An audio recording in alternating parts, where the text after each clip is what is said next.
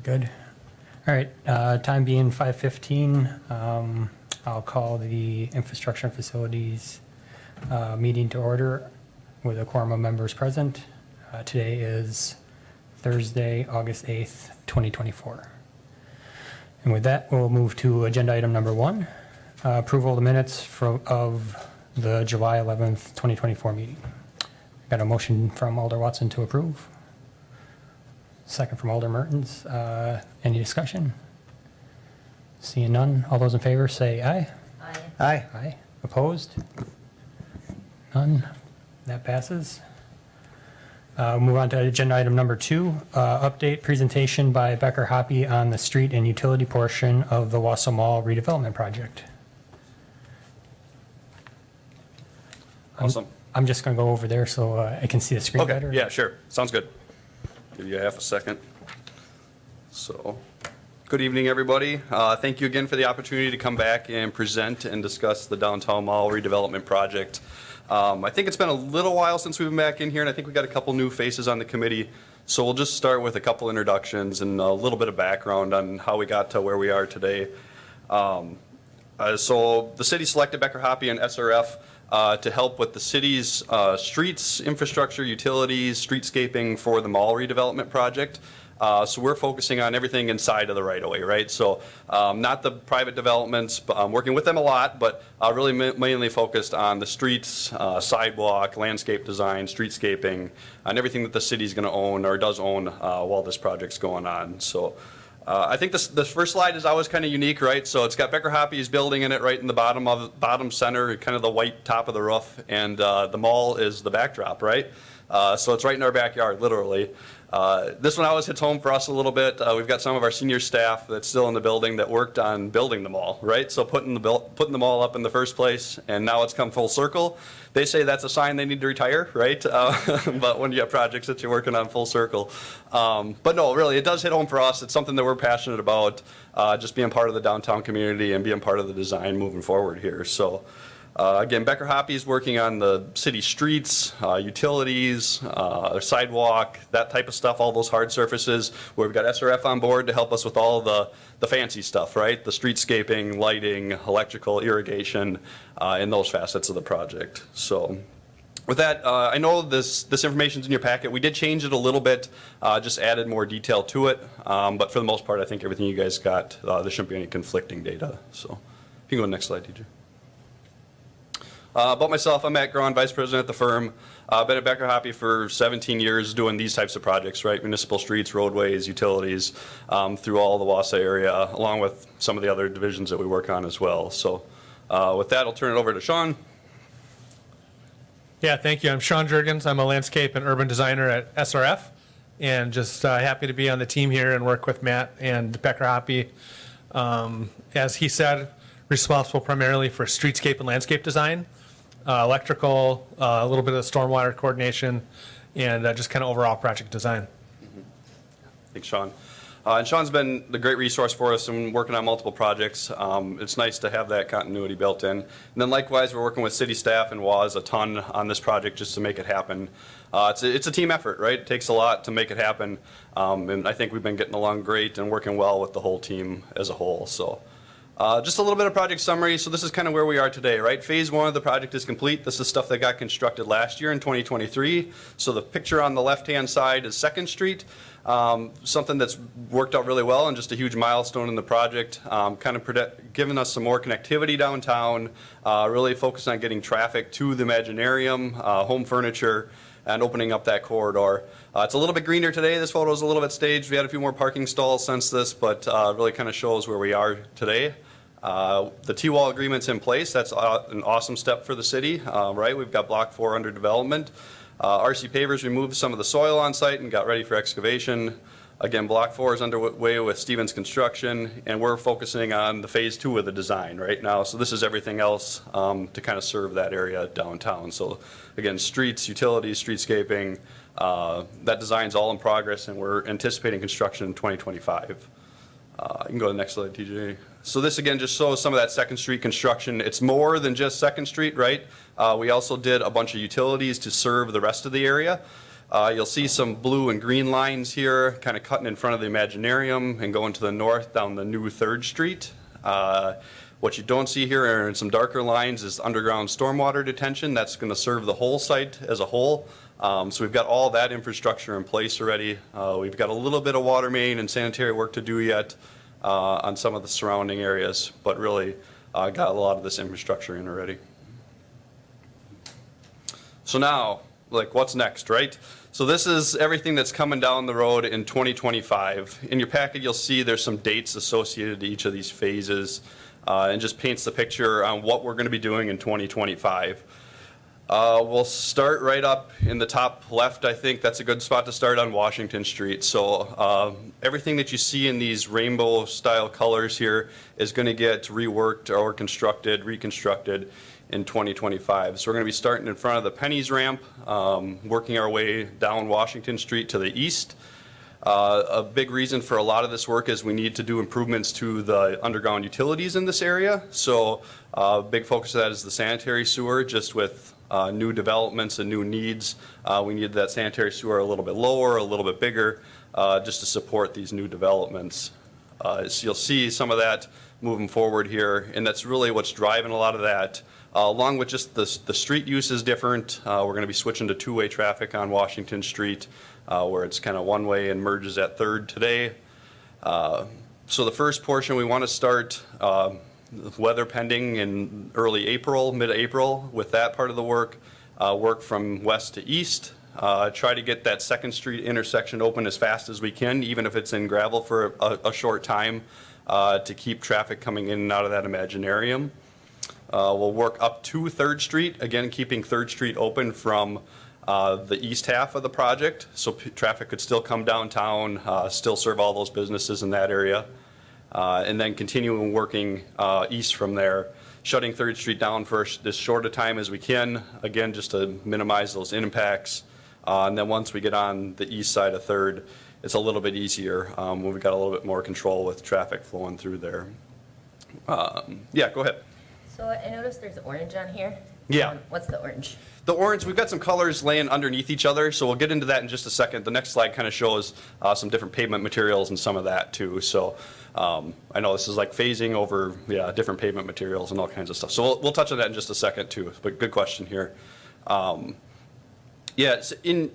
other good thing to note, I think, or big thing to note on the Washington Street construction is we're working up to the flag line of the curb. So that means we're trying to keep that north sidewalk open as much as we can, right? So all those businesses are on the north side of Washington Street are going to have access, and maybe by foot for most of summer, but we're going to try to keep that access open as much as we can. That's been an important part of this project, just to disrupt them in the least amount possible. And that, materials and stuff are all good there yet, and stuff that we can use moving forward, and kind of serves as a good transition point with the rest of the project. Let's see, so then we'll work down 3rd Street and Jackson Street. We've got a little bit more freedom in there. Some of that's going to be inside of a closed fence while construction's going on with the T-wall development and the Stevens construction project. A few big drivers here. They need sanitary sewer by the early part of June. They're working on their skywalk connecting facade around the building. So some of that stuff we can't get into until a little bit later in summer. But again, we're working back and forth with them on a regular basis right now, just to keep the schedule ironed out and constructability realistic while we work through design. Let's see.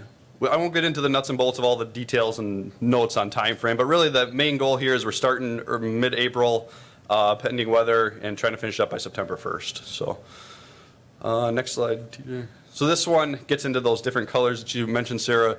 So those orangish colors on this slide are temporary asphalt. So we're putting as much stuff in a permanent condition as we can, right? So, but we're also planning for future development on Block 3 and Block 5 moving forward, and not putting finished materials around those sites, right? So that way, when those things come ready to be developed, we're not disrupting brand new concrete with temporary asphalt, right? Something that's cheaper and a little bit easier to work with.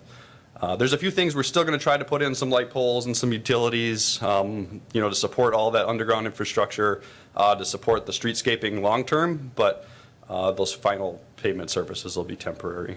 So again, something we're still working through a little bit, but this is kind of where we're at here with about 60% design, so. What are some other things to note on this one? Parking stalls, you can kind of see the layout. One big thing to note that we've been, working on since we started this project is the flush street concept, right? So all of this area down 3rd Street in Jackson will have a flush street. So that means we won't have your traditional curb head that you typically see on a street. And that's to increase, the ease of pedestrian movements. The space is special, right? It's not a traditional street. So we're going to have, it's going to get used in different ways where we want that even flow of pedestrian traffic. We're doing a lot of things to still make it ADA accessible, right? Which Sean will get into even here a little bit more with detectable warning fields and planners and things to keep foot traffic where we want it and still functioning in a safe way. And that's been one of the main focus points here on the design is some of that special aspects. Any other questions on this layout or stuff? We'll get into some more details. Go ahead. You mentioned that the flush street concept with increased pedestrian access, then are there going to be some types of methods in order to keep the speed down of vehicles, traffic calming, or things of that nature? Yeah, no, and that's something we've looked at a bunch as well, right? It's going to have a little bit more of a condensed feel just based off of the lane lists and street parking. And then a lot of these streets are shorter, right, with stop signs in between, so it's going to keep some of that speed down. The intersection at 3rd and Jackson is going to be a slower intersection with a bunch of pavement marking and things to make it feel a little bit smaller or condensed even as well, too. So it's, still a stop sign on 3rd and Washington, so that'll be stop traffic there too yet. But yeah, definitely a big concern. And it's going to have more of that feel like 3rd Street does today, right? With just special lighting, some overhanging objects, signs, and those sorts of things as well too. So yeah, no, great question. Sure. I think we can go to the next slide, TJ. This just shows that flush street a little bit. This is getting a little engineering, and Sean's got some better slides that show some of this stuff. And this is where we make a good transition right into some stuff that's easier to comprehend. But it shows that street with parking on each side of it, where some tables and chairs or landscaping stuff could sit, people walking on the streets, some light poles, some room for signage next to the buildings, or people to put out a sales rack, that sort of thing. Which we've been focusing on here. So with that, I'll turn it over to Sean, and he's going to dive into some of the landscaping stuff a little bit. So. Thanks, Matt. It's a little bit like Wizard of Oz going from black and white to full color, and we get to talk about some of the fun stuff a little bit here. So just to kind of back up a little bit, big picture overview, and this is a slide we've shown before, but kind of our starting point was to look around Wausau, downtown, and the surrounding area.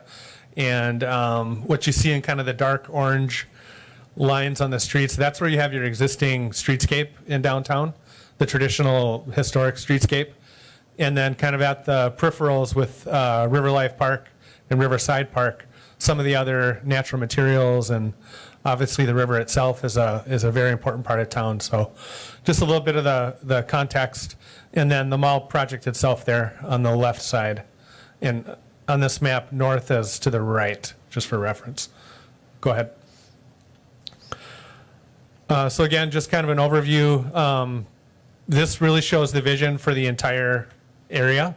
We'll be focusing mainly on phase 2, like Matt talked about, but we did look at future development and where that might happen and how this design interacts with those future developments as well. Go ahead. So here we have highlighted the current phase 2 project, which will be constructed in 2025. And we'll go into detail now looking at a few of the parts of it. So just kind of zooming in on one part of the project. This is Washington Street at the north end. So north side of Washington does not change, like Matt said. The curb line stays. And you can see in gray the existing streetscape design that you have with the planters and brick lighting units and so forth. So what we're trying to do on the south side of Washington, although it's now becoming a curbless street on the south side, but just maintaining some of that design continuity. And so I'll talk a little bit about how we're doing that. So what you see along the building itself, the new building that's under construction, is a 10-foot wide gray sidewalk. So that's the light gray color up against the building. And then as we move outward towards the street, a colored concrete band, a decorative colored concrete. And then again, closer to the street, we have new planters, tree plantings, which kind of mirror what's already happening on the north side of Washington. It's not an exact replica, but again, it's that design continuity, so they work together. I'll point out that in between the planters on the south side, we're showing brick pavement in kind of that special furnishing zone. So we looked at a few different materials, how we might bring some of that brick color and material into the new project. And that seemed like a good place to use it to just kind of highlight that furnishing zone. So what's the furnishing zone? So that's where we'll have things like the light poles, bike racks, benches, plantings, trees, kind of all those things that make the streetscape special. And then that colored concrete band that I referred to as kind of the transition then from the brick to the gray concrete. And so the gray concrete itself is the designated pedestrian access route, to use the technical term. So that's where you might walk if you're going from place to place. But really the entire zone is walkable. We're showing some tables and chairs, which could really be placed anywhere. We're showing them towards the furnishing zone. But I think somebody, when we're working with city staff, asked, well, could tables and chairs be up next to the building? Say it was a coffee shop or a restaurant, and they didn't want to have to cross the sidewalk to get to the tables and chairs to wait on customers. And so the answer to that is yes. So it's all kind of flexible, usable, comfortable space for pedestrians. I'll point out a few other things. So the intersection itself of 3rd and Washington, we're showing as a colored concrete pavement as an option. So again, with traffic calming being an overall aspect of this, by making the intersection itself a different color than the road, it just kind of signals to drivers, there's a stop sign, this is a pedestrian area, there's people to look for, those kind of things. And then one other thing I'll point out, and we'll come back and talk in more detail, is there's a blue note on towards the right side that says tactile band. And what that means is, since we have no curbs, a person, and especially a sight impaired person, would look for that curb or detect that curb to know if they're entering traffic or entering where cars might be parked, etc. So we're using truncated domes as another terminology. So what you see at pedestrian ramps, steel plates with detectable bumps on them to mark that entire zone. So there would be kind of that continuous tactile band, essentially where you would traditionally have a curb. And again, that's for safety, so that pedestrians know that they're entering an area where cars might be. And then vice versa, it's also a signal to vehicles to know that this is a line to respect and not cross. And then the bottom photo there just shows, as you're all aware, the brick material that you have throughout downtown as a reference. So here again, I'll just talk for a minute about the tactile warning strips, or the tactile band. So up on the top there, we see 3 different material options. The left being steel or cast iron. The middle picture is granite. And at the far right is a concrete product. And really, we'll recommend the steel or the iron product because it's the most durable. It's the one you see most commonly, at any pedestrian ramp and a sidewalk, probably already around Wausau. And so the bottom left photo, you see the traditional way that we use those at pedestrian ramps. But on the right, you see an example in an urban setting where the entire corner of the intersection is flush. So you can see how that band of detectable warning strips makes that boundary between the sidewalk and traffic. So that particular project, there are curbs elsewhere, but you kind of get the idea of how these warning strips frame the pedestrian zone. So moving on, I'll just touch on lighting for a bit. So the existing lighting on the north side of Washington is fairly dense, so closely spaced together. And with LED technology and modern lighting, we think that we can space them apart a little bit further. So the idea is to continue the same overall style of lighting into the new project, but we'll be able to modify the spacing a little bit to better fit what we're doing in the new design. There's a circle right in the middle of the blue circle that says overhead catenary lighting. That just means string lighting, overhead lighting. And so we're looking at different ways to incorporate that into the space above 3rd Street. So similar to what you have now on existing 3rd Street, we'd bring that into the new project. Go ahead. So again, just some examples of lighting. The photo on the top left is existing Wausau, and we're investigating and proposing using the same pole, the same post, but then modifying the luminaire itself to be something like at the lower left. So it'd be a modern, contemporary LED type light. But what you notice is these have a covering over the top as part of the metal shell. And that does a couple things. It cuts the light off, so you're not getting light up into apartment windows or stories above the ground, street level. And it's also just more of a modern look. So it complements what you have now, but brings it into the modern era. We'll have flower baskets on the lights. So that's the middle picture, which you folks do have now. And then just some additional images of what overhead lighting could look like, different styles, sizes, arrangements. And then I'll also add that every tree that's in the street will have a pedestal with electrical outlet. So you can add seasonal lighting, holiday lighting, those kind of things. And I think I have 1 or 2 more slides. So again, just an example of zooming in a little bit and seeing what this might look like. So where we do have trees planted in the sidewalk zone, we'll have open planters. And then we'll be incorporating some technology. And what you see here is a diagram with an under sidewalk structure that supports the sidewalk, but also allows for additional soil.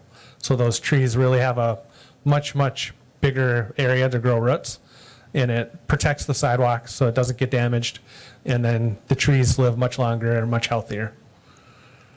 And then an image is showing maybe a way to incorporate the granite that's a local material here all around Wausau into some of these planting and seeding areas. And I guess I'll also point out along 3rd Street on the east side or the right side, the streetscape is quite wide. So there's the 10-foot sidewalk and then about 11 or 12 feet where we have that colored concrete transition zone and then the planters and brick. So a really nice, wide, generous sidewalk. Lots of options for flexible furniture placement, tables, chairs, signage for businesses, flower pots, all those kind of things that Matt mentioned. Then on the west side, the left side, we still have the 10-foot sidewalk and then a more typical 6-foot wide furnishing zone. So still quite nice, but it's not as wide as the other side. Could that ever be expanded? I'm assuming you're doing that because you don't know what's going on the west side yet. I believe we're illustrating up to the right-of-way line. Is that? Yeah, no, you're right. So it's shown up to the right of way. And there was some thought put into this even, I think before we've got the design.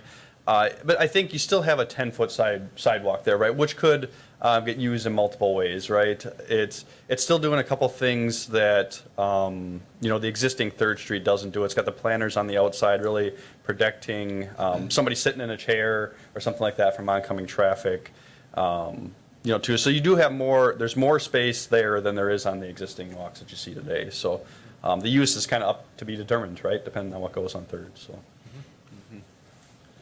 Yeah, good question. I'll point out too, the parking stalls, so the parallel parking stalls you see is a darker color. So that's just a concept of, it's all concrete, but using a darker colored concrete in that zone. And again, that's just kind of a visual cue for drivers to know that it's a narrower street, that it's not a place to drive fast, slow down. It's a pedestrian area. And it kind of all works together for that traffic calming concept. And I think this is my last one here. So just scooting down a little bit further to the south at 3rd and Jackson. So I think the main takeaway here is there's kind of that big curve from 3rd to Jackson. So we're thinking about how that entire curve might function potentially as a drop-off zone, a wide pedestrian crossing to the Imaginarium and home furniture and beyond, as well as creating a kind of a special seating element there where it says planter bench. So somebody that's waiting to be picked up, maybe waiting to go into the Imaginarium or having a cup of coffee that they grabbed from a coffee shop or something. So kind of a special place for sitting, waiting, meeting, or just kind of hanging out at that spot. This is a good opportunity for a special feature of some sort, right, too, I think. So we've got a few things downtown, right, that kind of draw people's eyes to certain areas, whether it's the clock on the other end of 3rd Street or, a few things like that just scattered around. And this would be a great opportunity for something like that. There's a few ideas out there for what we could put there. We'll do a little bit more ironing out of that, what it turns into here in the future, too. So, Yeah, so thank you. That's our last slide, and we'd be happy to answer any questions.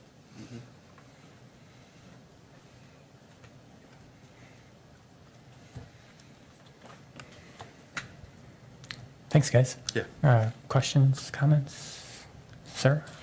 I guess a comment about that sort of meeting place. Maybe that's something we could work with our arts commission and see if we could get some, talented artists, local artists to do something too. Yeah, I've got one that sticks in my head, and we've talked about a little bit. As a kid, right, you came to the downtown mall, and the Boy in the Boot was always one that was out and available, or there in the mall, right, and stuck around for a number of years.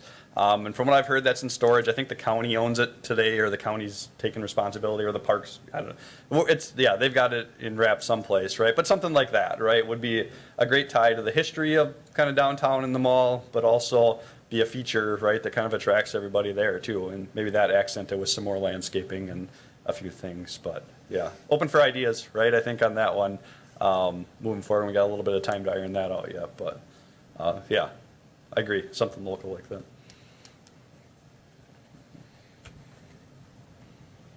Alder Watson? I guess maybe this is a dumb question, but I know we have a lot of like old wood from one of the structures that the parks, I think, tore down and kept it, right?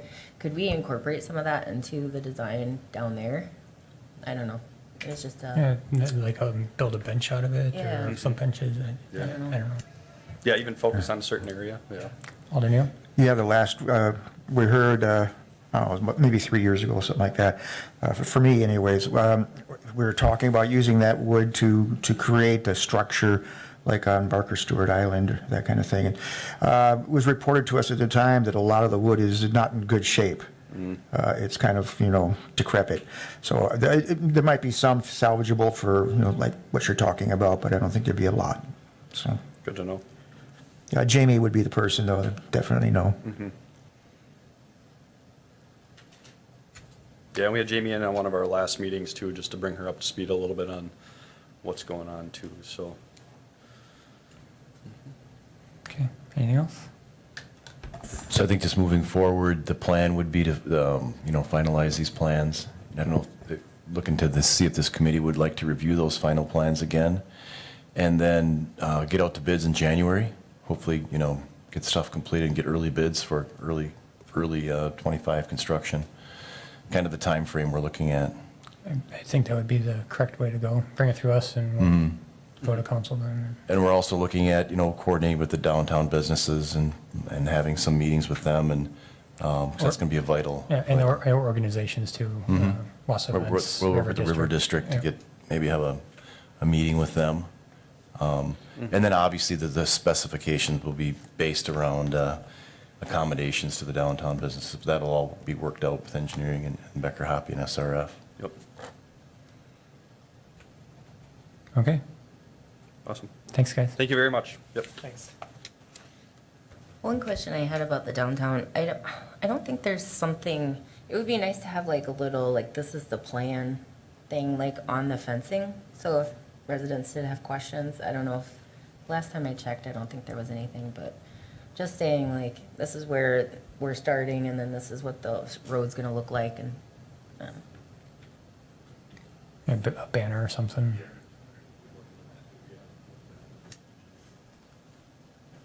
We could look to get something printed out or put on a banner to put on work with Waz or Stevens to get it on the fencing. Good idea. Okay, with that, we'll move on to item number 3, update on construction of the lead service line replacements. And I believe Eric's here from CIP. And I'm just going to duck over there too, so I don't have to crank it back. Okay, thanks. Hi, everyone. Thank you for inviting me to speak today. Just wanted to give you an update on where we are with replacing the lead lines in Wausau. Not to dwell too heavily on the numbers, but just to kind of give you more of where we're at and what's been happening over the past several months. The first kind of challenge of the whole thing was to inventory private lines. So we started going into basements in October. Most of that was through appointments, and then kind of January timeframe, we moved into more canvassing. So we've canvassed all of the G.D. Jones neighborhood, all the Southeast Wausau, and all of Tract 7, which is between Town Line and Franklin. Most of the homes in there that are eligible, we've knocked on the door at least 5 times. So we've gotten quite a few. So 483 are how many we've identified as lead thus far. And we have almost 100% ROEs signed. So that's great too for those 480. Our goal for this year is 553. So we haven't quite gotten there yet, but I am encouraged over the last couple of weeks, and really this week specifically. People have started coming out of their homes while we're doing their neighbor's house and asking us to sign them up too. So just in the past couple of days, we've gotten 4 that way, which is great. I think we're going to pick up more of that as we get into other neighborhoods. So right now we're working in Southeast Wausau. We've replaced a little over 120 lines as of today. On this sheet here, which was finished on July 31st, we were at 89. So we're doing about 3 to 5 a day, kind of depending on a Friday or a Wednesday. And it's going well. We've kind of scheduled everything ahead of time. If things do get backed up, then we're calling people and letting them know. So we haven't run into any issues there yet, fingers crossed. And then as far as kind of other things go, not just replacements, one of the bigger challenges of this has been kind of getting the word out and letting people know about this opportunity.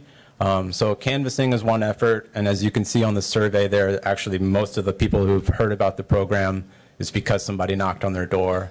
But over the past month or so, we've tried some different techniques. We actually had kind of a community day in Southeast Wausau at John Marshall Elementary School on July 27th. That actually went really well. We had a lot of folks from the neighborhood walk and come down. The Hmong Festival was going on at the same time, so it was a very busy day. But we had a lot of neighborhood residents come out, so that went really well. There were a few folks that signed up with us that day. There were a few folks that were apprehensive about the process, and we were able to talk them through what the replacement is, show them a video of a replacement, and that really kind of turned the tide a little bit and changed some minds.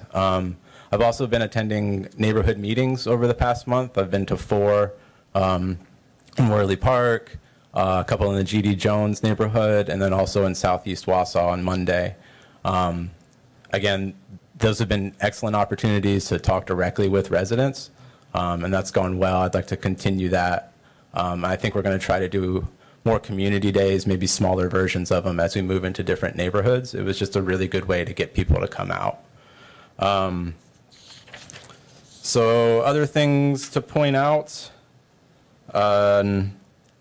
We also had a community partners campus yesterday. We set up some tables there during their food bank to try to appeal to some residents, and also we had LIUNA there. So another part of kind of the program is to try to employ local residents to actually do replacements and to put them through the LIUNA training program. So we're trying to make some headway there. I think that community partners campus is a good opportunity for that. I know they had several good conversations yesterday, so we've got a few more of those lined up. And then we're kind of scheduled out there. You can kind of see on the next slide, I guess, there's a little bit of a lost the word for it, Gantt chart, to just show you the schedule of where we're going throughout the city of Wausau. So we're almost done in Southeast Wausau, another like week and a half probably.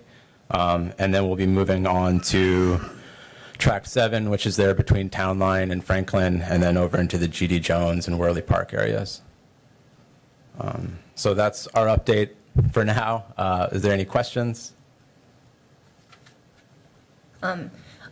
One good way to reach out to people too would be like setting up a booth or something at some of the events. I know Outrageous would be, I think, a good way to reach a lot of Wausonians too. What was the name of that? Outrageous Weekend. I know that's in September, but it could get some people thinking about it too. Yeah, for sure. Yeah, we've tried to do booths at a few places, but things that are more specific to Wausau, I think, are a better chance for us. Like at the fair, for example, we had some people interested, but a lot of people weren't from Wausau. So yeah, but that's a good example. Thank you. I'll just say they knocked on my door, and I think I'm on the schedule end of October or something like that. Yeah. Middle October. So, and it was a 5-minute process. They came in the basement, verified it, and got me on the schedule. So.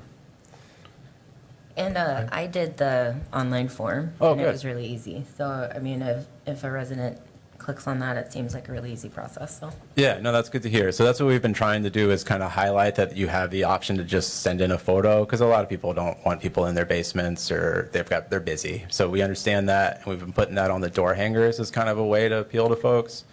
We've had pretty good success with that, and also just being able to schedule online has gone really well. So those have been good options. If someone listening to this wanted to go online, you want to say the address, or Sure. where the best place to go is? Leadfreewausau.com. And then there's a button there to schedule an inspection or to submit your own. Yeah, that's great. And then we'll get back to you within a day or two and let you know where you are in terms of eligibility for this year, and then also, in scheduling for the actual replacement. Hold on, watch. and I know with the Water Commission this week, there's a place that you can go on the Water Works website to actually check to see if yours has been verified already. So that's always a good side, because I know mine was like an orange circle, so it was Sure. unknown. But I mean, residents can do that to sort of check. Yeah, definitely. Yeah, and so we've started to, I send updates to Dan, and he's going to start updating that as well with what we find, our findings, our data. Yep. And if the committee doesn't mind, I think a monthly update wouldn't hurt, and just reiterate what the address is, and Yeah, it might not have to be this long and in depth, but Yeah, no, I'm happy to do that. Like I said, I think any opportunity we get to kind of speak in front of residents has really changed things and given us more people interested. So, yeah, happy to talk about it more. right. Anything else? All right. All right. Thank you. Yep. Thanks, Eric. Okay, we'll move on to item number 4, discussion and possible action on parking restrictions on North 4th Avenue between Bridge Street and Oak Street. I would make a motion to approve. Oh, can I? Sure. You got something you want to talk about? Yeah. Oh. Well, Okay, I got a motion to approve? Yeah. Okay, do we got a second? Anyone? Second by Alder Larson. You want to give us a little talk? Yeah, so like the staff report said, DPW kind of noticed this, that it wasn't in an ordinance. So, I brought it here. We did send mailings out. Lori sent mailings out to everyone on the street. And I reached out to the school district directly. I reached out to the director of building and grounds and Ryan Hermansky, and he did email me back that he agreed that the no parking should be on the school side from the hours indicated, Monday through Friday. One thing I did leave out is 7 a.m. to 4 p.m. It should read Monday through Friday, just to make sure that that distinction is there. And then, my recommendation was to remove the 2-hour parking on the east side of 4th Avenue. I did have a resident, one resident, Bonnie Lawrence at 507 North 4th. She couldn't make it tonight, but she did request that the 2-hour parking remain. Her objection was that there's not enough parking for staff, school staff, and that if that 2-hour parking is removed, she feels that school staff will be parking in front of her house all day, which happened in the past. And I guess the history of it, now I found out that's kind of why that 2-hour parking was put there, to prevent the school staff from parking in front of those residents. So I told Bonnie that I would bring her objection to removing that 2-hour off, so I just wanted to make sure you were aware of that. Alder Watson? Could you just limit the time the 2-hour parking is during the 7 and 4 time? Yeah, I mean, you can do whatever this committee wishes. We could make it the same time period, the Monday through Friday, 7 to 5, or 7 to 4, whatever. But I just wanted to make aware that one resident didn't call in because of the mailing, and I don't know if anyone else is here. I don't see a resident in the audience, so. Being that it's in my district, I think Yeah. it would be amazing to do a little tidy up. But I also didn't know, does this recommendation come along with the report that we got a couple months ago about the safe way to school? Does that sort of align with some of their recommendations too? Do you know? I don't know if that really recommended parking. I think anytime you eliminate parking, it does make it safer for the children. I know that the resident, Bonnie, did say that, people do wait there when kids are getting picked up. They're not parked technically, but they're waiting in their vehicles. So, during the school hours, it does get parked up even though it says no parking because people are idling in their vehicles. So I guess the motion was to eliminate the 2-hour parking on the east side? I guess I'd like it to maybe stay and just be restricted to that time frame. School hours? Yeah. Oh, Can I okay. amend my motion Sure. to Is reflect that change? is that okay with Alder Larson? It is, yes. Okay. Is that clear, TJ? Or, sorry, Alan? Okay. Yeah, no, I mean, that would make sense that it's, the same hours on both sides of the street. And that, Okay, so I have a motion and a second. Any further discussion? See none. All those in favor say aye. Aye. Aye. Opposed? And that passes. Thank you. And we'll move on. My computer restarted, so go to backup. We'll move on to agenda item number 5, discussion and possible action on installing suicide hotline signs on the Bridge Street Bridge. And Alan, is this you again? yes, so we have Jared Thompson with the EMS division chief, and he brought this to my attention, so we'll let him speak. And he has someone else with him that I'm not familiar with, I'm sorry. Sorry. We have also Jessa Bachhoven from the Marathon County Health Department is my esteemed colleague in this initiative. So this is exactly what it is. There's a group of people that meet every other month. It's called the Suicide Death Review Team. And we review from different angles of recent suicide deaths that have occurred in this county. And at our last meeting, I believe it was July or June? July, there was another death that involved an individual in crisis that used the Bridge Street Bridge to successfully end their life. And in my career, dating back to 2003, when I first started here, I've been on a number of calls, whether it was the removal, the retrieval, or the active resuscitation of an individual that's jumped off the Bridge Street Bridge. And all of those individuals that I have been involved with have successfully ended their life by use of the Bridge Street Bridge. The last one that I was on was a young man that jumped off Bridge Street Bridge during peak hours right by the Wow Center.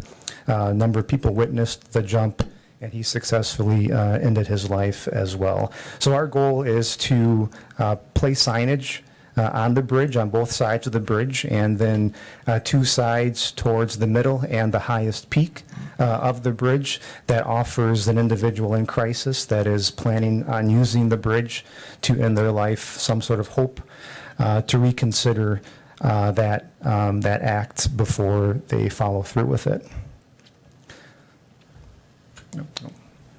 Thank you. Alder Watson? So I think this is a great idea. But so would you have like 3 signs or 5 signs? You said like at the ends and then mid and then at the peak? Yeah, it could, obviously, before they would enter both sides of the bridge, usually the individuals that have chosen to use the bridge has been at the side that has the sidewalk path. To have one on each side of Bridge Street, so they would see that. Halfway up, they would see another sign, and then right at the peak, where usually the individuals choose to jump, there would be yet another sign asking them to reconsider and offering them hope. And so these are the samples? Yes. Okay. Yep. Alder Mertens? Okay, thank you. Yeah, I think this is a great idea. I know I've seen these on other spans, probably most notably the Leo Frigo Bridge as you travel through Green Bay. And I know I'm going to assume that the signs are successful. There's still people that jump. I know, I think there was 5 people that jumped off of Leo Frigo last year or 2 years ago when I just found an article on that. But do you have any idea of the success rate of signs like this, or is it more anecdotal? Or I know if you save one person, it's a good thing, you know, considering what the costs of something like this would be. It would be a huge guesstimate. I can relate to an experience that my friend's, one of my best friend's wife shared with me. She suffers from severe mental health from post-traumatic stress. She was actually driving over Bridge Street. I believe she was heading to Culver's, and she noticed a person on the bridge, a female on the bridge, and that caught her attention. And she parked in Culver's and started walking up the bridge to interact with this individual. And as she was walking up the bridge, the female started climbing over the railing on Bridge Street, and she, screamed and pled with her, made contact with the female, and then she kind of exited the area quite rapidly. But I couldn't answer what the success rate is on those. It's kind of like in Wausau, for overdoses, we leave behind Narcan kits for individuals that are choosing to use opioids. It's hard to measure the success besides just looking at how many people have used that substance or a bridge per se to end their life. And I suppose too, I think, with the information that you passed out, just by virtue of seeing the signs, crossing the bridge, maybe that's something that, because, yeah, like you said, a lot of people are going to try to plan, the event, and that might be incentive enough to just kind of in the back of their mind that, no, I don't want to do this, or just give them enough of a doubt to not carry it out. And I can see the potential for that. Alder Neal? Thank you, Mr. Chair. A couple things. I could also see where this might be a great idea, like on the Scott Street Bridge and the Washington Street Bridge, and the downtown parking ramp. These are all, likely, places. Also, any thought to multiple language on these signs? You know, as I was sitting here, when I saw the packet that you all have, I thought about that would be a wonderful option to have on those signs as well, Hmong and Spanish, especially in our area. But in some of our plans and discussions through the Suicide Death Review Committee, you know, we have some other locations, and you mentioned them both. We had a teenager jump off of the Jefferson Street ramp. We've had, one of my first weeks here at the fire department, back in 2003, we had a gentleman jump off the Scott Street Bridge. So those are areas that are used, as well as this past winter, I believe they had one at the Conservation Tower at Red Mountain that was brought up for future consideration with the county and possibly communicating with Jamie, who we have not reached out to yet. Alder Larson? Thank you, Mr. Chair. And then I will make the motion that we put the appropriate signage on the Bridge Street Bridge that's in this agenda. And in the future, we can perhaps look at other locations. But I think if it saves one life, it's worth it. So I'll make the motion to move ahead with the signage. All right, I have a motion from Alder Larson. Second from Alder Mertens. Any more discussion? All those in favor signify by saying aye. Aye. Aye. All right, Thank you. that passes. Thank you. Thank you very much. Yep. We'll move on to agenda item number 6, discussion and possible action on preliminary resolution to vacate certain right-of-way along East Thomas Street abutting a portion of 700 Grand Avenue and vacating a portion of right-of-way formerly known as 804 through 806 Grand Avenue, 810 Grand Avenue, 814 Grand Avenue, and 816 Grand Avenue. And Alan again. The maps included that shows you the areas we're talking about here, and this would just be a preliminary resolution to set the public hearing. So this is, we don't have to come up with a date. You guys would come. No, Lori would work with that, and Lori can help me with those dates. If it goes to the August 19th council, the public hearing would be held in front of this committee on October 10th. Okay. Any discussion? Motions? Alder Watson, motion, Yeah, I move to approve. setting up the public hearing. Yes, Okay. perfect. I got a motion to set up the public hearing, second by Alder Neal. Any more discussion? All those in favor signify by saying aye. Aye. Aye. Opposed? None are opposed. We'll move on to agenda item number 7, discussion on potential property for the DPW fleet maintenance facility at 901 Cherry Street. And Eric. Thanks, Chad. We've continued to look through property for the proposed DPW fleet facility throughout the city, and this property has come up for sale. It's a little bit unique in that there's actually 2 separate properties owned by 2 different owners. One's a parking lot, and obviously the other one's was used by Marathon Box. And so getting both of those properties is close to 8 acres. We're looking for something with at least 6, so this looks, it's flat. There was a environmental phase 2 done back in the early 90s. It does show some contamination. Nothing out of the ordinary, though, for that we wouldn't be able to manage if this property. I guess what I'm looking for is, first of all, any questions you have on it. I don't have any costs yet. I have been in touch with the realtor. Alder Larson. Yeah. I do have, I guess, I was gonna ask what the costs were on the land, but, their Cherry Street would kind of go through these 2 properties, is that correct? Like, when you look at the map in your packet, right here, you see where the parking lot is there, right? Oh, They're yeah, all so on there, the east so there side. will be, the Cherry Street won't affect, No, no. I guess, I'm excited that something like this came up again, we need pieces like this in the city to find for our DPW facility are just not there.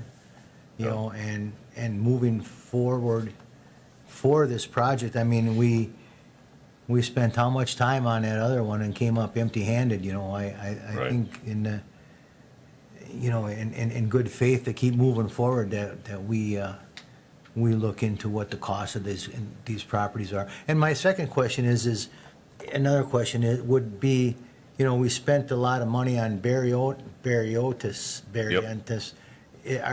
Is his concept of his building's gonna fit on this piece of properties?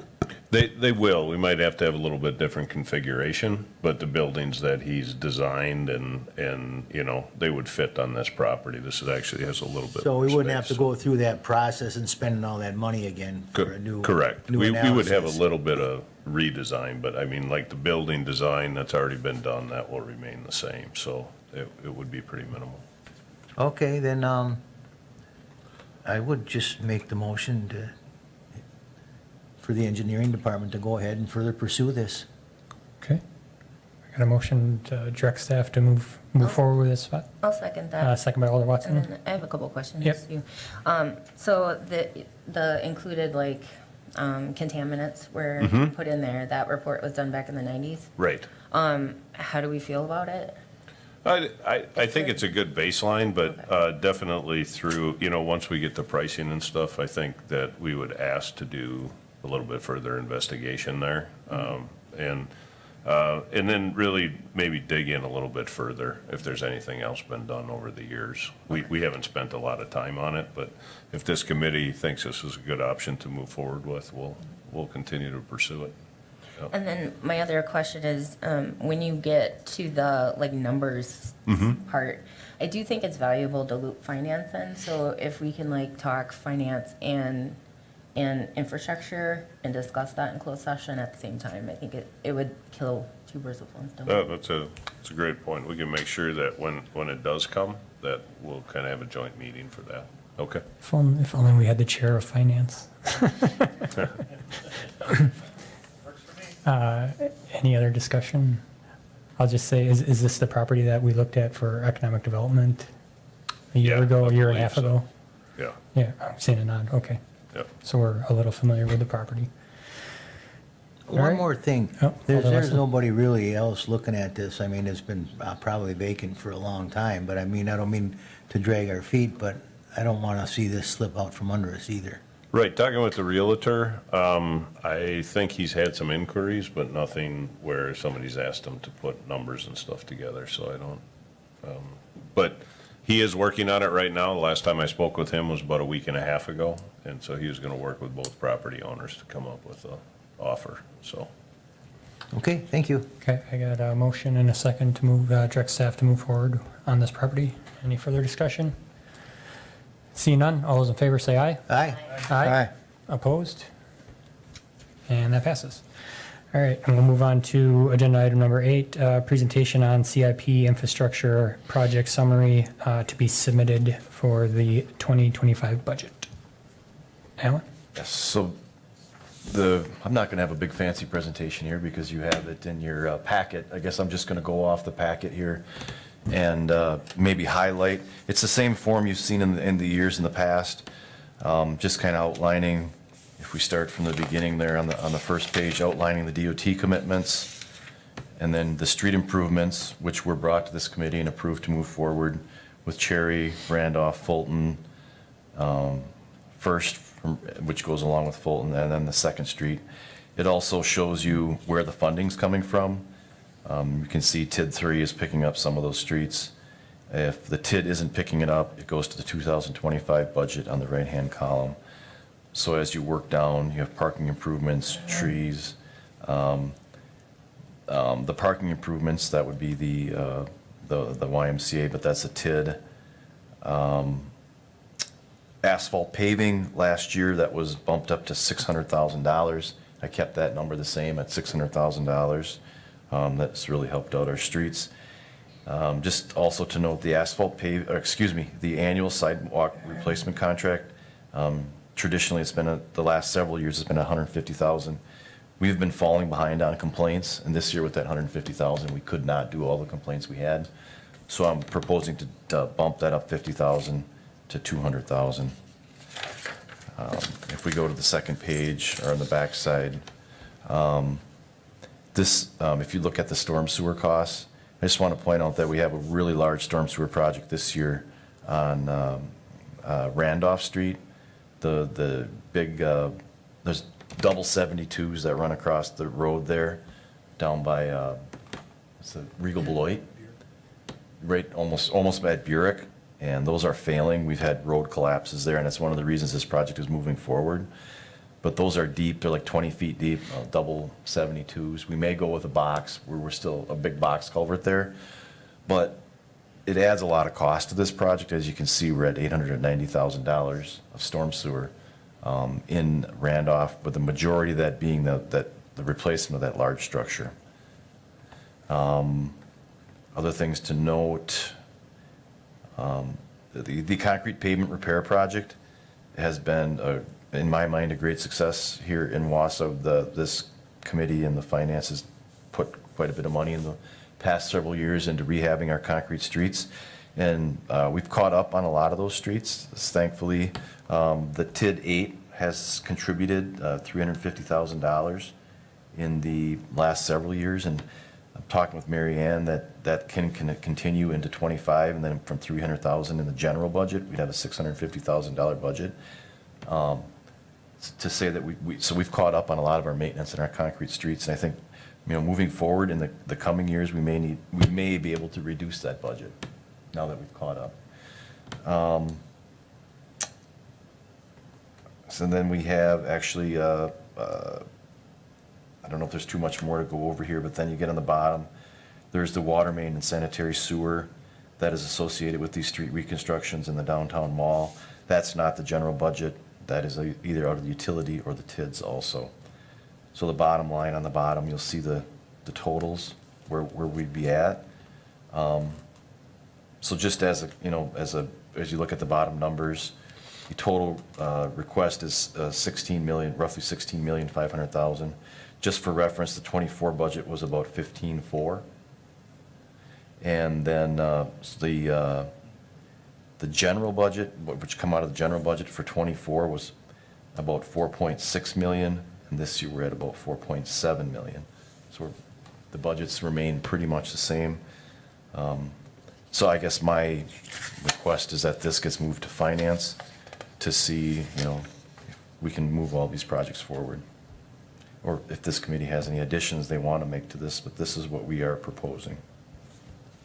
I think it's a good first draft, and yeah, finance will probably be the next move. I would just like to say, I love that you put the TID in there. I know it came up at economic development, that people citizens aren't as aware of where the TID money is going. And I think this is a great illustration of what those TIDs are doing for us, and what they can do for us. So, Alder Watson. So I think didn't we approve like a set of streets to be redone with ARPA funds too? Was that done this year, or is that gonna be done next year?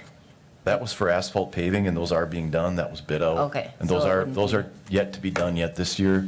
We've bid that work out. We're in the process of getting contracts signed with the contractor. We anticipate that work being done in September. Okay, so it wouldn't even be in this guy. Correct. Thank you.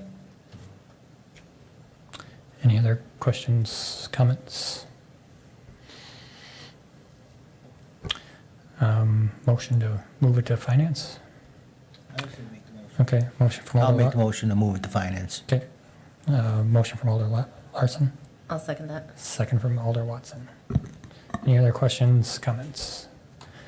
See none, all those in favor say aye. Aye. Opposed?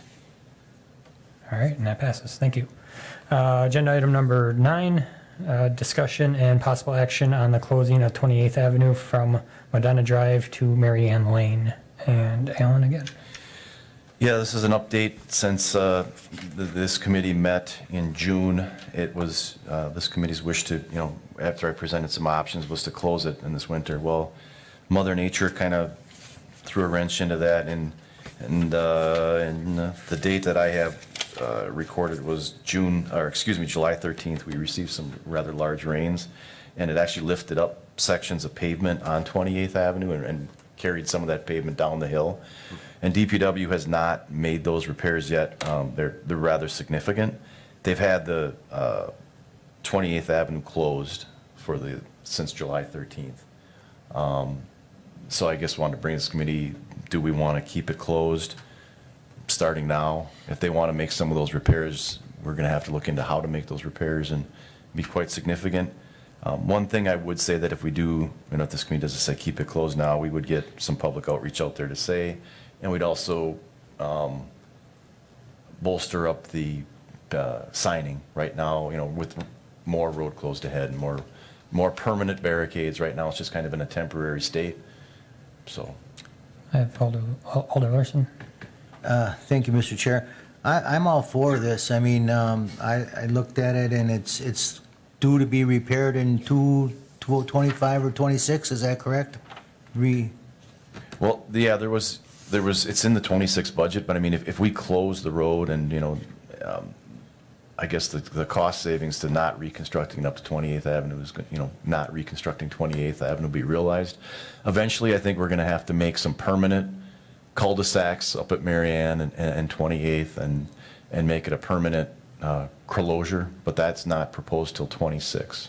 Yeah, I don't see any sense in putting money into a dead horse, and, I've been pretty adamant about closing this all along because I thought it was an unsafe road for bicyclists, motorcyclists, and period. And just with the rains and stuff coming up, that kind of just confirmed my thoughts. So in the best interest of the neighborhood and the city, I would just say to leave it closed, and I'll make that motion. Okay, got a motion and a second from Alder Neal.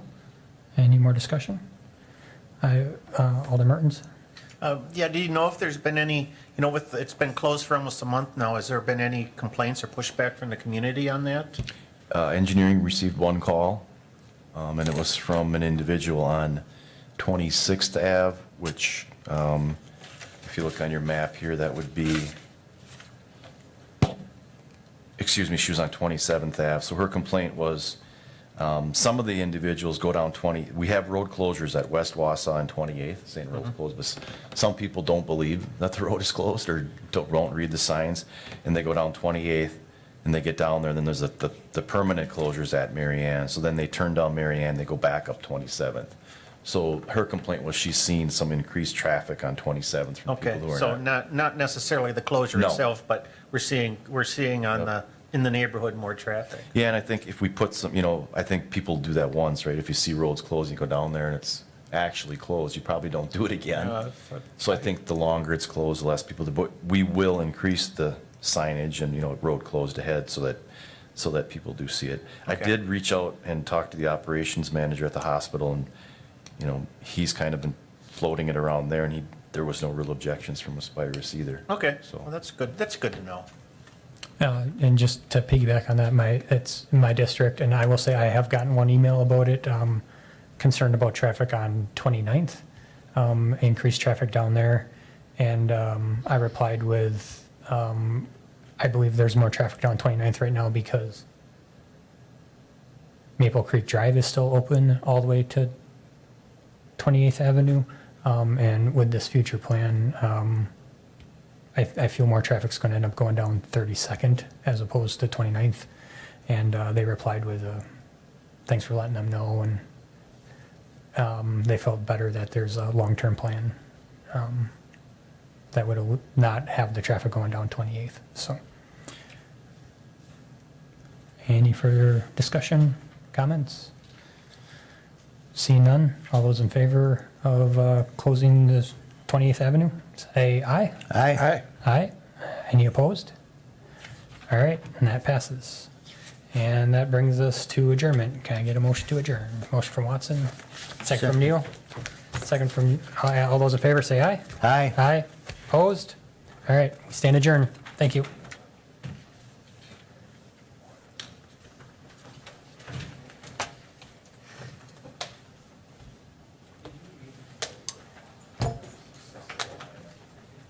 you want me just to delete these off the desktop, or? Which, is it both of these? Search sign? Oh, that would be, that was a safe routes to school, that can get deleted. So I'll delete them both? Yeah.